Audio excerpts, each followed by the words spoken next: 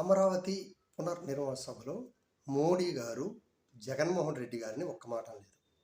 అయితే ఇక్కడ చంద్రబాబు నాయుడు గారు కానీ, పవన్ కళ్యాణ్ గారు కానీ, లోకేష్ గారు కానీ వాళ్ళు మాట్లాడుతుంటే ఒకంతకి నాకు ఆశ్చర్యాన్ని కలగజేసింది. ఇప్పుడు పునర్నిర్మాణ సభని పెట్టాల్సినంత అవసరం కూడా లేదు. ఎందుకంటే ఈ జగన్మోహన్ రెడ్డి గారు అతి త్వరగా వితిన్ 3-4 మంత్స్లో యాక్టివ్ అయిపోయారు. ఆయన అంతా 11 సీట్లు వచ్చినా సరే ఆయన యాక్టివ్ అయిపోయి ఆయన కార్యకలాపాలు చేసుకుంటున్నారు.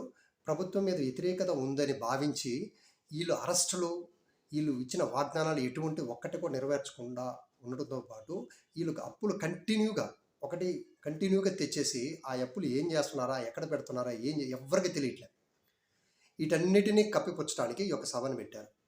అసలు మోడీ గారు రావాల్సినంత అవసరం కూడా లేదు ఈ సభకి. ఎందుకంటే కంటిన్యూ చేయొచ్చు. ఇప్పుడు ఎవరు ఆపట్లేదు. మేము అమరావతి లాగా ఎవరో కోర్టులో కేసులు లేవు. ఇప్పుడు కంటిన్యూ చేయొచ్చు.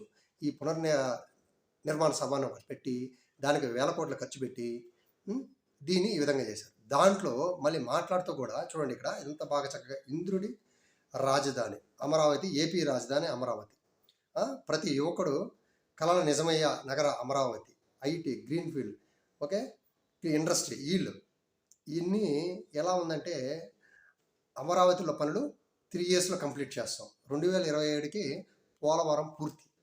చూడండి, ఇచ్చిన వాగ్దానాలు నమ్మి ప్రజలు ఓట్లేశారు. ఫస్ట్ ఆఫ్ ఆల్ వాటిని చెప్పేటప్పుడు ఏం చెప్పి సంపద సృష్టిస్తాను, నేను సంపదని పెంపొందిస్తాను, దానివల్ల మీకు ఇస్తాను, నాకు తెలుసు ఎలాగనేసి అప్పుడు ఎట్లా పడితే అట్లా ఏది వస్తే అది మాట్లాడేశారు.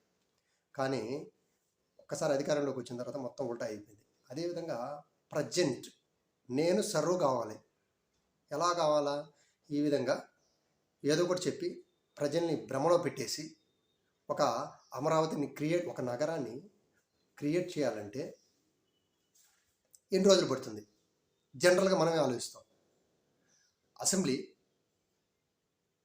సెక్రటరియట్, ఒక హైకోర్టు, ఈ 3 సరిపోతాయి జనరల్గా. ఈ 3 కట్టేసి వదిలేసింది. ఇప్పుడు ఏమో దాని ఇష్టం ఉంది, డెవలప్ అయితే అవుద్ది. Compare to Hyderabad already developed అయిన దాన్ని బట్టి దీన్ని కంపేర్ చేయడం. ఇక్కడ అమరావతి అనే ఒక భ్రమలో జనాల్ని అప్పులు చేసి అప్పుల కుప్పగా మార్చడానికి ఈ కూటమి ప్రభుత్వం రెడీ అయిపోయింది. ఇంకా కొన్ని లక్షల కోట్లు తెచ్చిపెట్టి అమరావతిని డెవలప్ చేయాలనేసి ఏం చేస్తున్నారు కానీ ఆ లెక్కల పక్కలు ఎవ్వరికీ తెలియదు. ఆలోచించాల్సిన విషయం.